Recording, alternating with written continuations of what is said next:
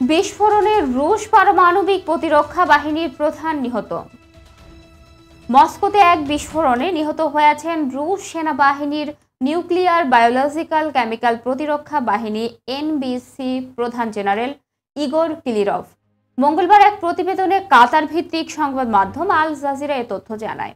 প্রতিবেদনে বলা হয়, স্থানীয় সময় মঙ্গলবার সকালে একটি আবাসিক এলাকায় স্কুটারে লুকানো বোমার বিস্ফোরণে মৃত্যু হয় তার। এ সময় তার সহকারীও নিহত হয়েছেন। ক্রেমলিন থেকে প্রায় 7 কিলোমিটার অর্থাৎ 4 মাইল দক্ষিণ পূর্বে এ ঘটনা ঘটে।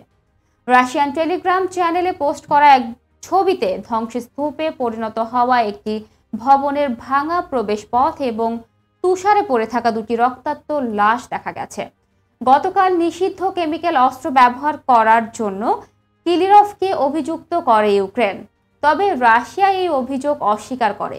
এর আগে অক্টোবরে যুদ্ধক্ষেত্রে বিষাক্ত শ্বাসরোধকারী এজেন্ট ক্লোরোপিক্লিন ব্যবহারের অভিযোগে যুক্তরাজ্য কিলিরভ ও পারমাণবিক নিরাপত্তা বাহিনীর উপর নিষেধাজ্ঞা দেয়।